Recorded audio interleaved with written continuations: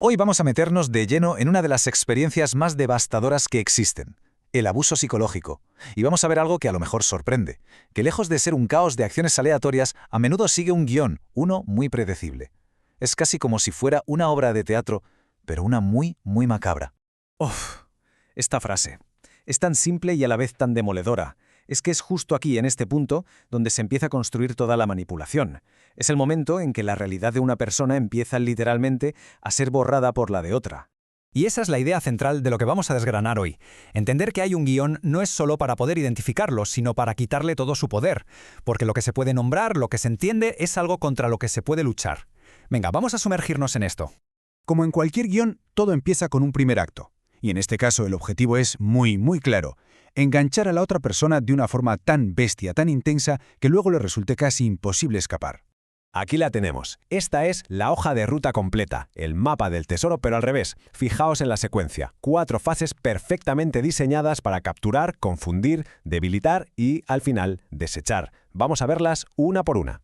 La primera etapa es el famosísimo love bombing. Y que no nos engañen, esto no es afecto, es una auténtica inundación química.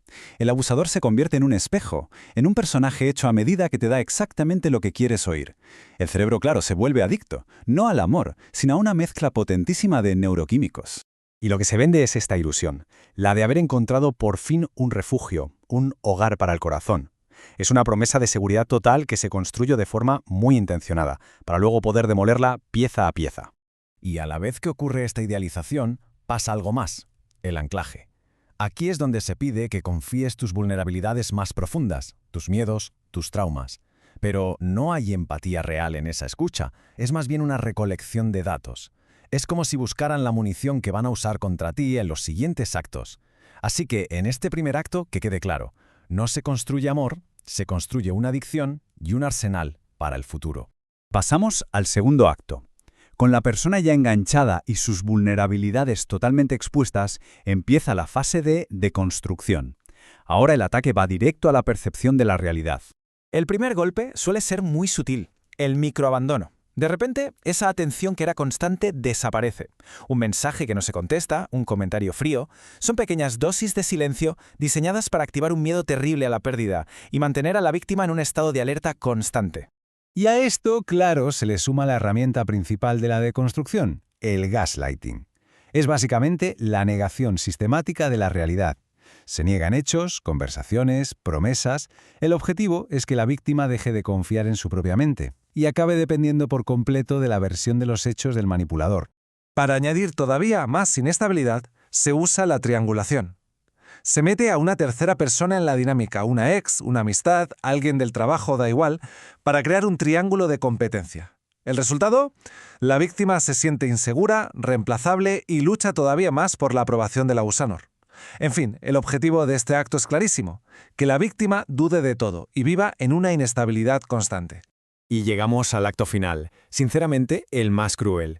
La víctima ya está confundida, está debilitada, y ahora el objetivo es erosionar por completo su autoestima antes de dar el golpe de gracia. Aquí la devaluación se convierte en el pan de cada día. Empiezan las críticas constantes, que a menudo se disfrazan de ayuda o de preocupación. Luego viene el aislamiento, se ataca a las amistades, a la familia, para que la única voz de referencia sea la del abusador. Y se instalan mensajes del tipo «nadie te va a querer como yo», que van minando la autoestima hasta que la persona se siente completamente inútil y dependiente. Y por último, el descarte. Cuando la víctima ya ha sido exprimida emocionalmente o, irónicamente, cuando empieza a poner límites, el abusador la desecha. Y no hay cierre, no hay empatía, nada. Se le trata como un objeto que simplemente ha perdido su utilidad. Pero ojo, que el guión no siempre termina ahí. A menudo después sigue una campaña de difamación en la que el abusador de repente se posiciona como la verdadera víctima. Y meses después puede que llegue el hoovering, que es un intento de aspirar a la víctima de vuelta al ciclo. Y no por amor, sino para reafirmar su poder. Ahora, y esto es crucial, tenemos que entender que este guión no solo deja cicatrices emocionales. El trauma se queda grabado, se inscribe en el cuerpo y en la mente de formas muy concretas. Lo primero que ocurre es la disonancia cognitiva. La mente intenta sostener dos ideas que son totalmente opuestas. Por un lado, la persona maravillosa del principio, y por otro, el monstruo del presente. Este conflicto genera una fatiga mental que es, extrema. A esto se le suma lo que se llama la niebla mental. El estrés constante sobrecarga el sistema cognitivo y esto provoca olvidos frecuentes. Una sensación permanente de confusión. Y finalmente, una parálisis que hace que sea imposible tomar hasta la decisión más simple.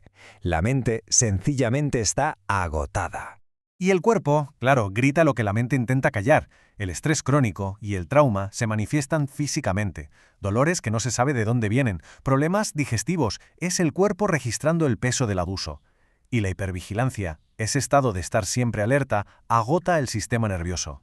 Y todo este conjunto de síntomas, todo esto, tiene un nombre clínico: trastorno de estrés postraumático complejo. No es una simple tristeza o ansiedad, es una herida profundísima causada por un trauma que se ha sostenido en el tiempo. Esta es probablemente la pregunta más importante.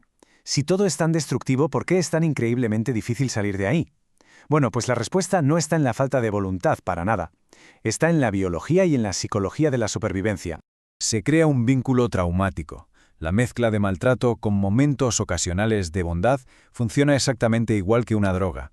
Los buenos momentos son picos de dopamina. Al intentar irse, el cerebro sufre un síndrome de abstinencia real. El dolor es químico, es físico.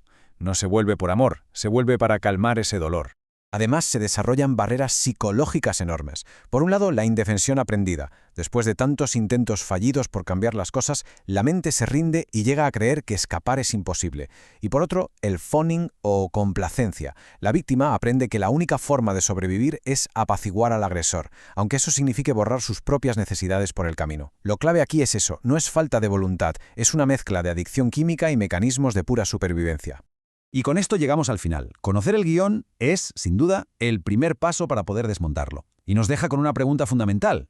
Si este patrón es tan predecible, tan metódico, ¿significa eso que tenemos el poder de aprenderlo, de anticiparlo y, en última instancia, de reescribir nuestro propio final? Gracias por habernos acompañado.